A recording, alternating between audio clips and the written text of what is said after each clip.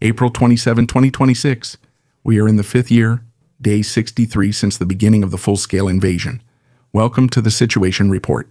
Today, once again, we see very little from the front. Actually, nothing at all, because as I said, very little is happening. But what we do see are problems on the Ukrainian side. Last time we looked at problems within the Russian army. Today, we'll take a look at the other side and examine problems within the Ukrainian army. We'll also be looking at some really interesting videos, again, videos that we got from the Russian army. At the same time, and this is quite interesting, we'll see the first images of the new ballistic missiles on the Ukrainian side, namely the FP7 and the FP9, which we'll get to in the middle of the situation report. And then we'll also take a look at some interesting impressions from North Korea regarding the war in Ukraine. And afterwards, we'll wrap up the video with another topic.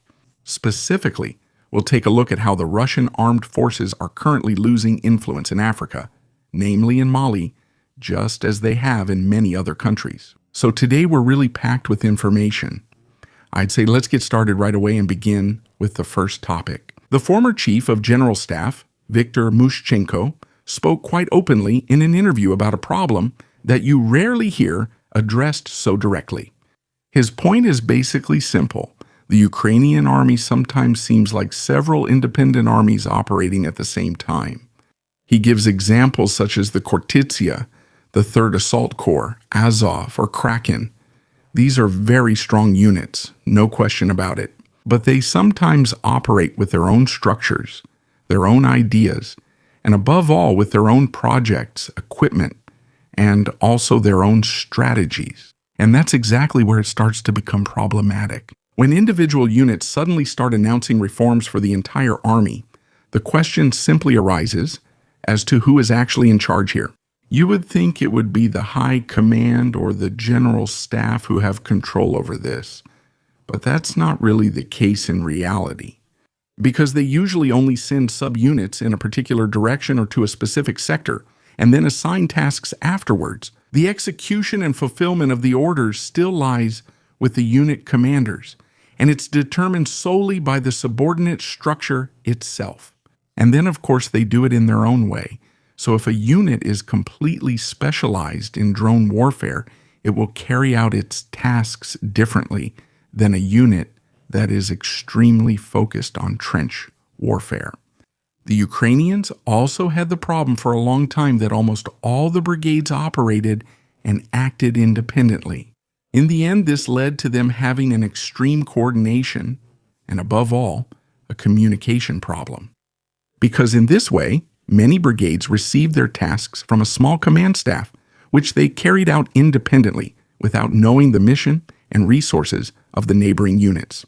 And if I don't know how the unit to my right and left is positioned, which is actually supposed to cover my flank, and I also don't know anything about their methods, strategies, and procedures, since they hardly talked to each other or were coordinated, then there's a big problem. And they solved that with the core system, a tactical intermediate level between the general staff and the units. But now this problem doesn't just affect the brigades, but entire formations, because the core system solved the problem, but now it has now reappeared at a higher level. He gives a very concrete example. During an operation in the Kupiansk area, it apparently took 2 weeks just to figure out who was responsible and who was in charge. 2 weeks. Come on, that really says it all. Regarding leadership, he also said that a single person can't have a complete overview of everything that's going on.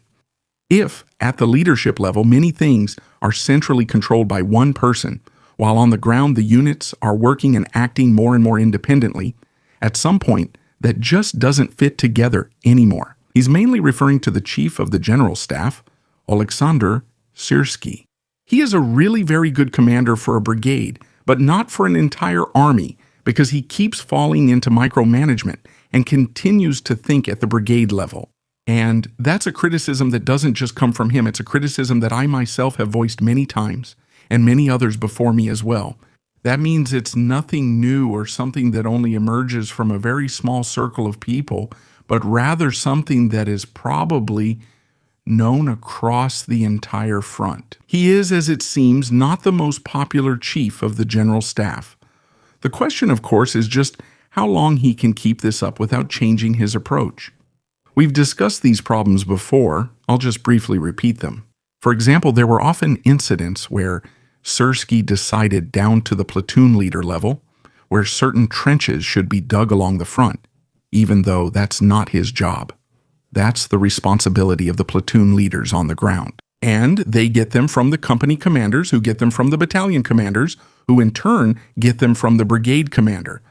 And he gets them through the corps, and the corps gets them from Syrskyi. That's the correct order in this hierarchy.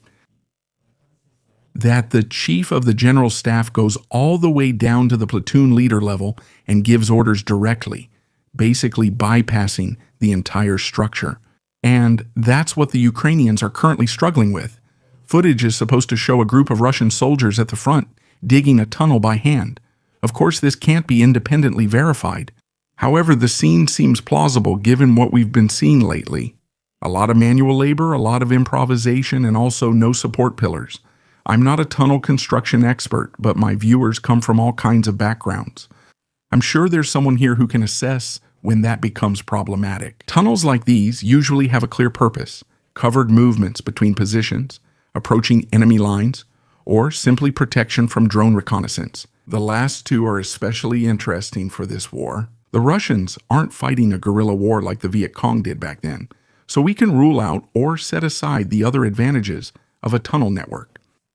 The Ukrainian company Firepoint presented two new ballistic missile concepts at a security conference in Poland, the FP7 and FP9.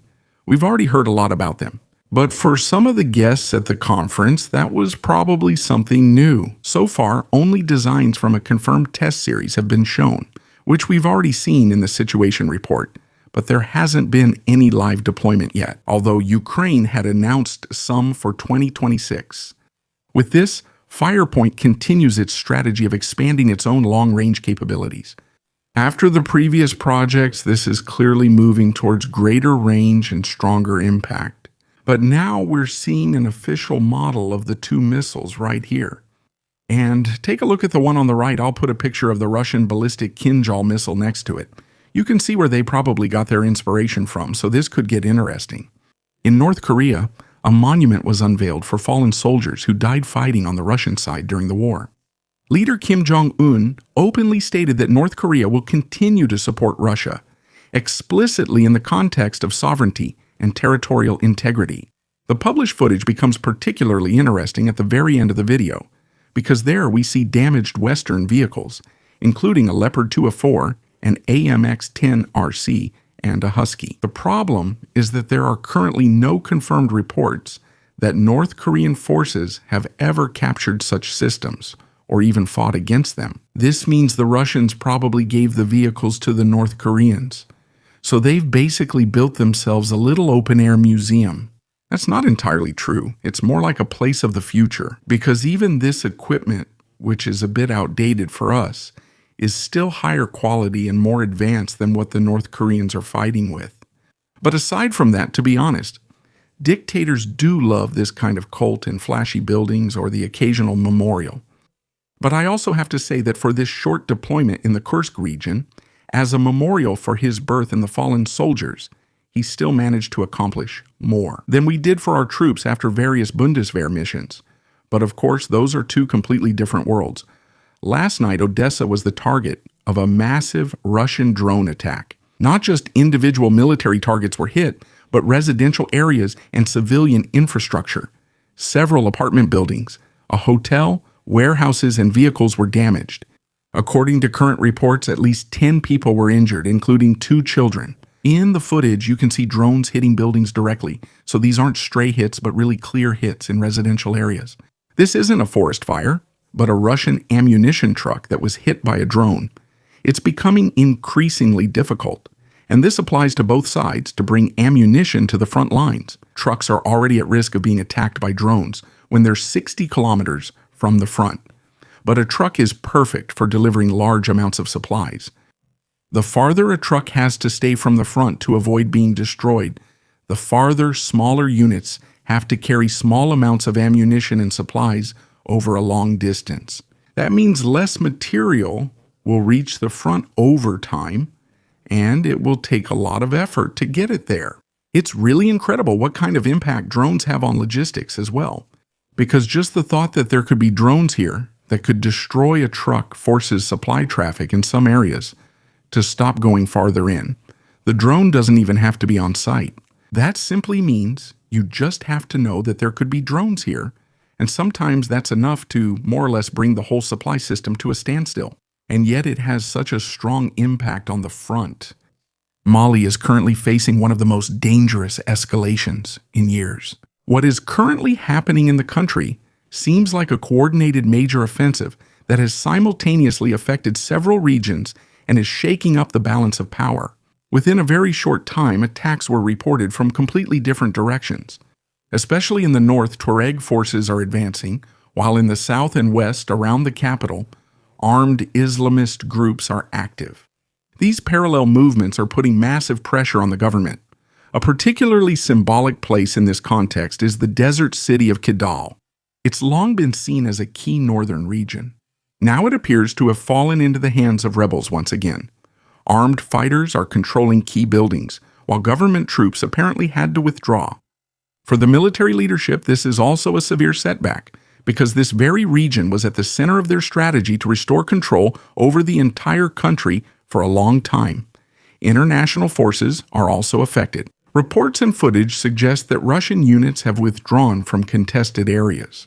Their vehicles were reportedly moving with white flags, which indicates an ordered withdrawal. At the same time, local government soldiers were apparently left behind by the Russians. Well, once again, we see how the words friendship with Russia are understood here. But the situation is by no means limited to the north. In and around the capital Bamako, there were also serious incidents, particularly interesting. In Kacha, a central military site and home to high-ranking officers, explosions were reported. Important facilities were also specifically targeted there. Even major transport routes around the capital were partially blocked.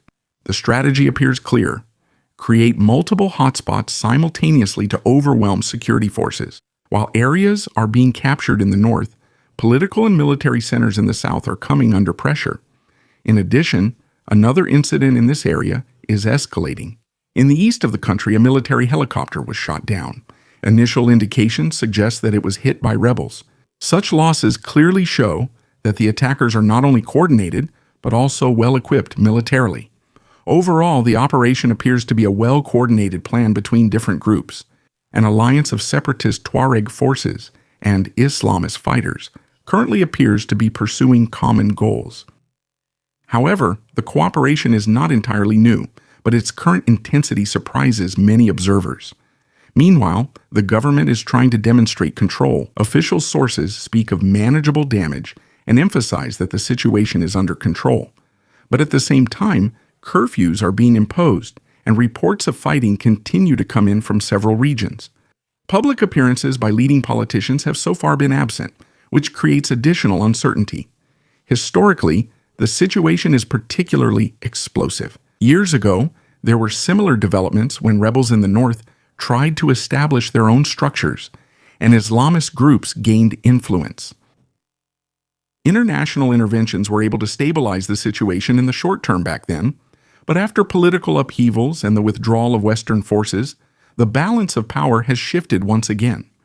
Today, Mali is once again at a critical point. The north is once again at risk of spiraling out of control, while at the same time the center of power in the south is coming under threat, and a protective power that Mali has effectively hired, namely Russia, is currently capitulating in some areas. If this dynamic continues, the country could be facing a new level of crisis. So the next few days will be crucial. Whether the government can regain control or whether the fronts will harden further is currently completely open. One thing is clear, the situation has reached a new level of escalation. Thank you to all subscribers, channel members, and the Algo crew. Special thanks to Lieutenant Colonel Renicky, Sila Ditiv, and Ferdio Meyerhofer.